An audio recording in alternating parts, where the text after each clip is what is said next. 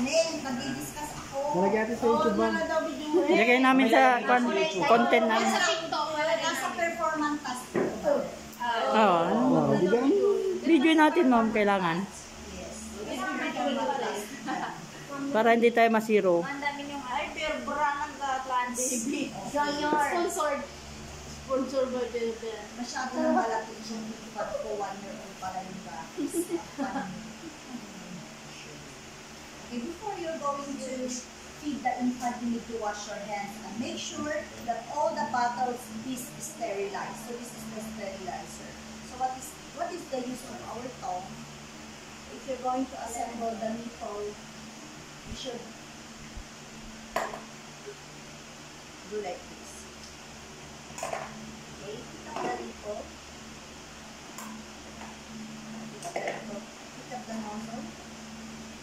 This is the nipple. Do it like that. See, yes, that. You don't need to touch the nipple because it's sterile. Then you need to close it.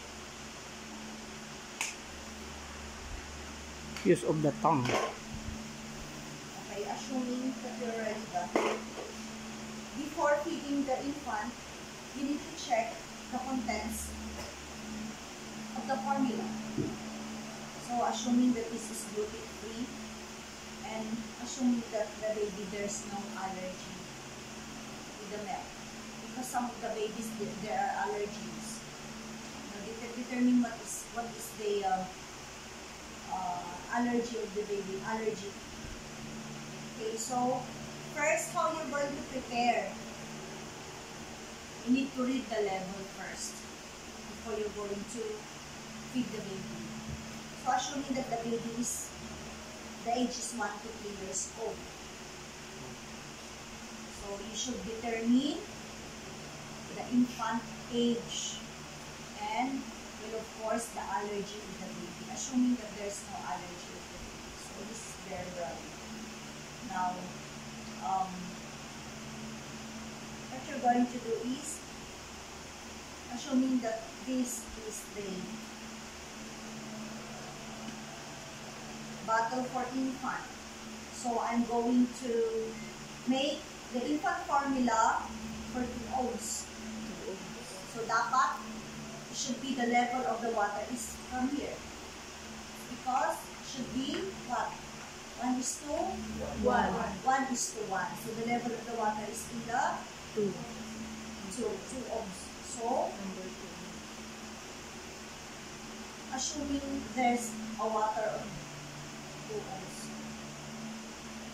Why is it that we are not allowed to put the powder formula before putting the water? You can get the exact amount of water. Yes, the exact amount of water. You should feel it first. The water level. Okay? So you are now ready to fill in the formula. So it should be 2 weeks. So this is 1. You're not allowed also to touch the formula from this. It's 1 and 2.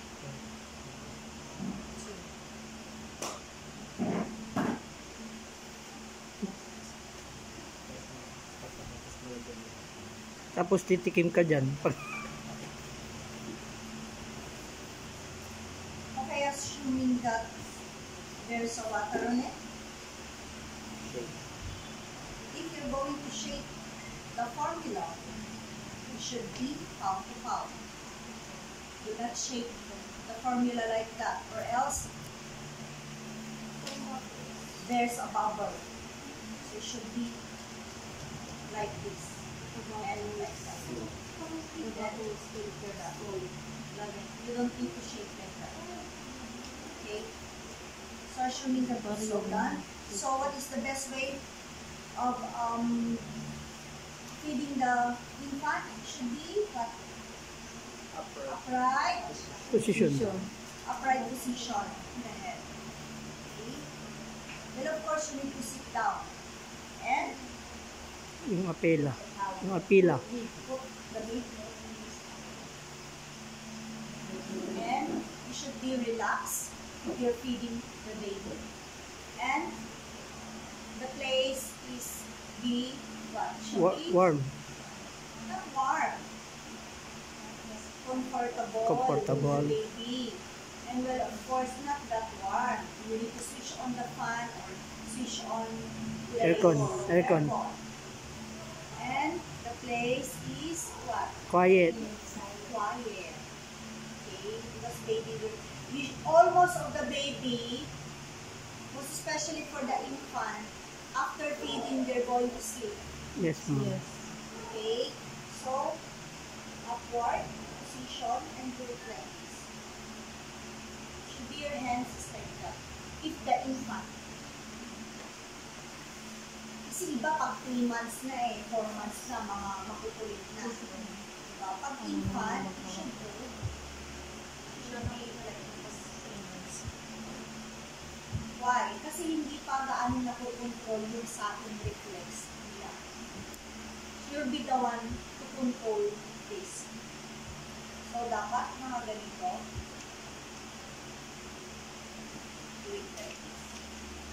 Upward, upright position. Okay, assuming that the baby is already done or it's in the midway of feeding. Always remember to birth the baby midway and then after. The feeding.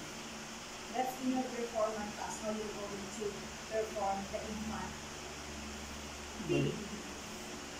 So assuming that it's all done, what you're going to do is the best way of doing the birthing, you should put the baby to the upright position, doing like this. Putting something here in your shoulder is okay. So do it like that and then birth. Top. Or you should also do the sitting position by doing like this. Or you should also do the birthing by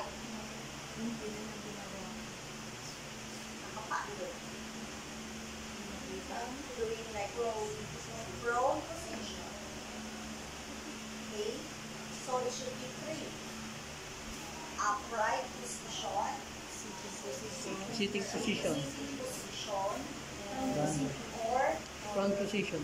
prone position. How you going to do your prone position is do it like this, then holding from the back like that, and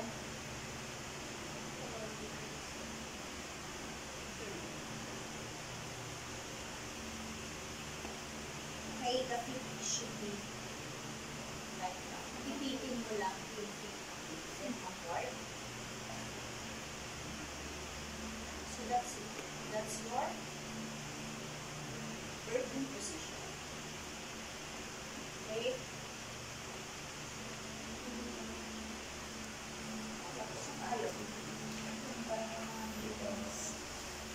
Nahulog na yung socks mo. Laging tatandaan, pag nagpaka-dede sa baby, dapat malinis yung Malinis kamay yung mo. Tsaka, kaya nga may tong, kasi huwag mo nang hawakan yung Nipple. Okay. Paano pag breastfeeding? O, di mas madali. If you're going to do the breastfeeding, then well, of course, the mommy, or it's the same for the infant formula, kasi mayroong mommy na nag-extract ng breast milk, then nilalagay niya lang sa ref. Bote. So, dapat mayroong kang warmer. Do not put the formula in the microwave. Why? Kasi mawawala yung nutrients mo. Yeah. Siyempre, yung heat, masisira siya. So, it should be warm. Yung warmer na yun, paano pag walang warmer? Eh di, magpaburot ka ng tanong. Boil the water and put it in the mug. Okay, not in the glass because the glass will easily break. So it should be the glass. It should be Mug. the mug of coffee. Then put it there. Pampainit. Make sure that the milk formula is warm. Not too hot, not too cold. So it should be warm. Then, Test. slowly test the formula. So why is it that we are not, it's not advisable that it's really a boiling water that you're going to put to the infant formula? Magbo-burn siya, ma'am. Third And degree then burn. most especially during at night, no, feeding at night to the baby is very, you don't supposed to, if the baby is 0 months and like, halimbawa, si baby is ano pa lang siya, bagong panganak. 3 days, 5 days, 1 week. Yun ang pag-i-day mo 2 hours. Kahit during the night, talagang nagsimula siya. Ay, matutulog ka na lang. Pero kapag nag-start na siya ng feeding as early as 5 months or pagka 3 months na si baby, isang beses na lang or 2 beses na lang siya sa gabi. But actually, the baby is not that hungry. Hindi po hungry ang baby, oral satisfaction na lang yan. Eh, pagkakong panganak, sundan mo yun every 2 hours. Kaya birthing the baby, ganun ang position. Ma'am, yung prone position po ba, advisable siya? Hindi siya, Ilagay mo sa lap. Yes, Hindi siya- kinakabag ang ating. hindi siya magbabamit? Pag overfeed, nagbabami. Kaya nga natin siya pinababirth, di ba? Para Hindi mo makababirth. Talagang ang gusto Okay. na Maalis yung kwan niya. Hindi mo, di ba yung kaya ito, susuman din ang sir. Kaya nga yung position ng baby, pag prone position, dapat nakaganon siguro. masarap po. Iyaano mo yung chan niya. Kasi, kaya nga pag syempre nadadigest na nadadigest niya na yung Sorry, dear. Mas especially kapag breastfeeding siya, mas madaling ma-digest kasi yung milk ng mommy. Pag pure mo lang, ma'am, ilang, Formula, ako, ang tagal ma-digest tapos constipated pa si baby. mga ilang hours, ma'am, kung 1 to 2 hours. pag pure mo lang, ma'am. Pag breastfeeding, 1 hour. okay. Basta always remember na ano si baby. In between feeding or midway feeding and then after feeding. After feeding. Siya pag-birth. Perfect. Laging tatandaan, okay, always remember to birth the baby after each feeding or midway. And then, if the infant formula is not, is not finished, halimbawa, 30 minutes, tapos 1 hour na. 1 hour pwede pa. Pero paglagpas ng 1 hour, itapon na, wag mo na pong ipainom kay baby, wag pong ilalagay sa ref na. Kasi hindi na siya pwede. Pag breastfeeding, ma'am, Pag tatanungin nila, how many hours, okay, that you should discard the baby's formula if it's unused. Well, of course, kapag ganon, after 1 hour, put away. Tatapon na yung infant formula pag unused. Pag hindi na siya or hindi hindi na siya naubos. naubos. How about yung breastfeeding, ma'am? Kung nilagay sa bottle. Ilang hour din yun? 1 hour din? Hindi talaga siya pwede. Parehas lang siya sa infant formula dun sa breast. Ang panata kasi ng breastfeeding madaling maubos ng bata kasi wala siyang wala siyang hindi kagaya nito na Concentrated. merong mga sediments. Concentrated siya, ma'am. Kung ano. Concentrated yung mga hindi na tunaw na gatas. Naiiwan siya dito.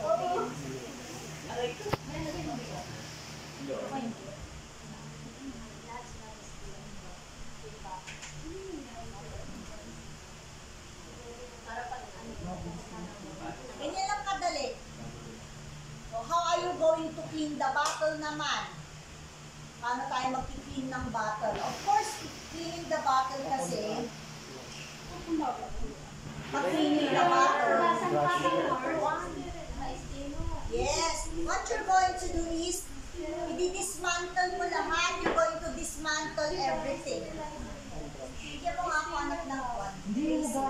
Steamer daw yan. Ikaw nagsabi na steamer. Sterilizer. Steamer, ginawa mong ano ng kahoy. Yung ano? Sumay. Gagawa ng puti.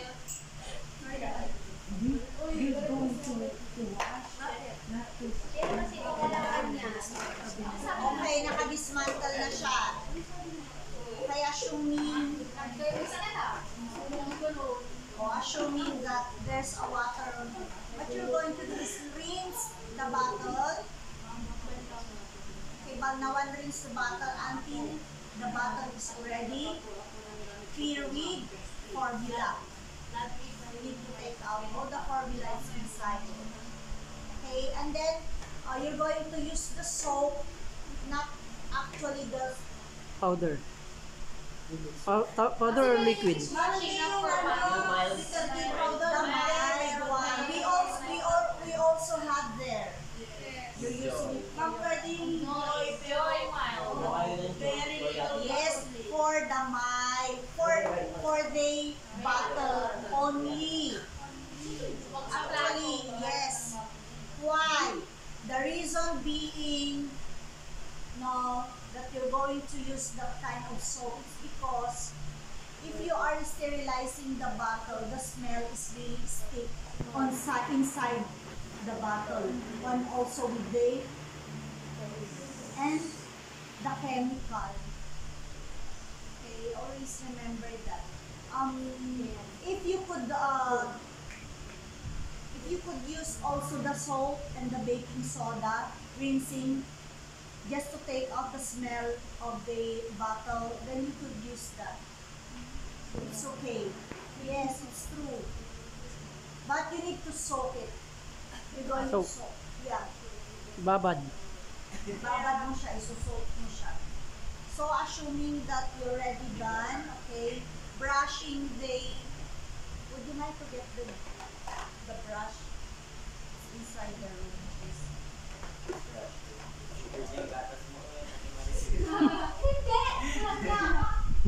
Okay, it's, Pangkape. Assuming that we already rinsed the infant bottles. Yeah, we should have one. So what you're going to do is, you need to throw away the water that you use for rinsing. So now, get another basin again, put the mild soap on it, and then put the bottle with the water, and then brush it. Rotation and so after, brush the top. Show me that you're done. Okay, you're going to try this. For the nipple, soak it. And then, if you want to reverse, it's okay. There, assuming that you're done. Easy as that. Then will of course, they over. Then throw it away. So what you're going to do is Rinse. rinse. Assuming that's already rinsed. Okay, assuming that's already rinsed. You're now ready to put the bottle into the Sterilizer. So what you're going to do is sterilizer. There's a water measurement to this kind of sterilizer. So the water level is until here only. Okay. Half. Yeah. And then you're going to put this bottle inside the sterilizer.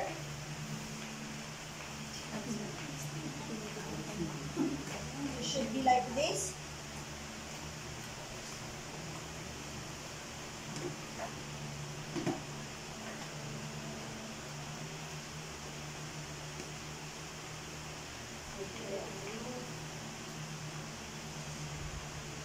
Okay. Well, of course, The tongue. you could put it there. And then make sure that the sterilizer is working. So after, Plug. plug it on. So there's a light on it, so it should be Push down. so it's automatically the sterilizer will Turn shut off. down. So that's it, you're done. Do not dry the infant bottle. It should be okay like that. If you're going to feed the baby, then Get that's the time that you're going to take off the infant bottle. Other than that, do nothing and stay put. stay in the proper place.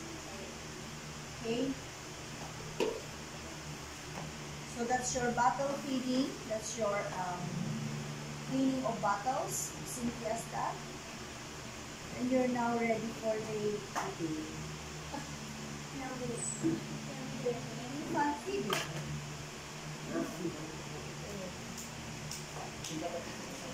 Okay na ma'am, tapos na. Hindi ka po may make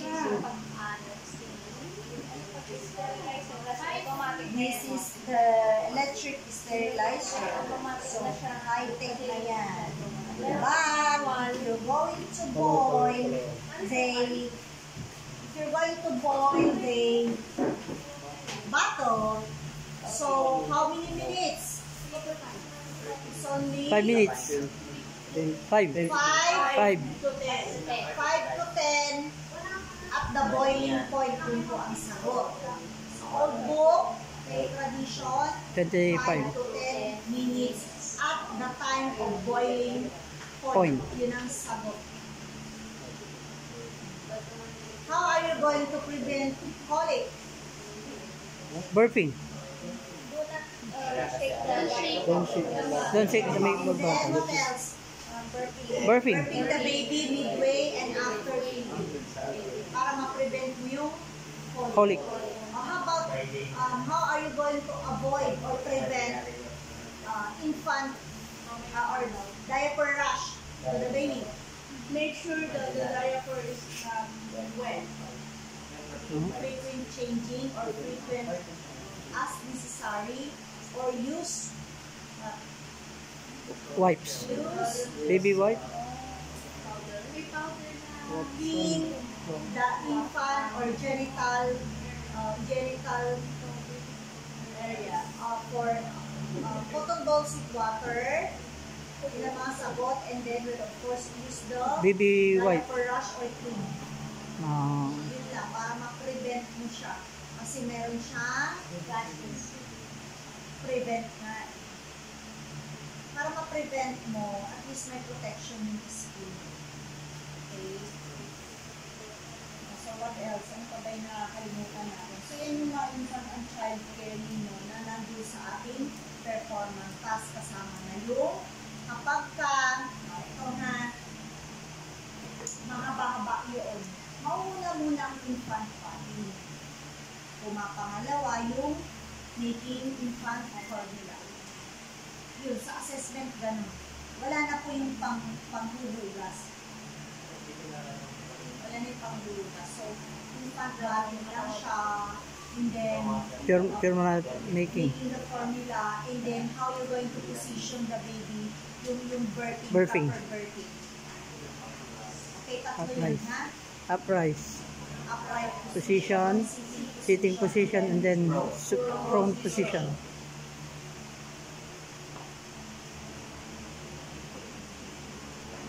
Ma'am, yung mga position na yan, usually, you're tapping the back of the baby. Para mag-birth ka, gently tap on the back. Ang nagagalit na si Ma'am Edman. Kasi lagi daw kasi ni Richard na nag-PSRS siya tayo sa pumasok. Masakit daw kasi yung paa. Ano din this? Sabi si Justin. Sa akin ko ang ulit pero pero tapos nag-PSRS daw sila. kaya nga hindi ako nag-evaluate pag wala dito.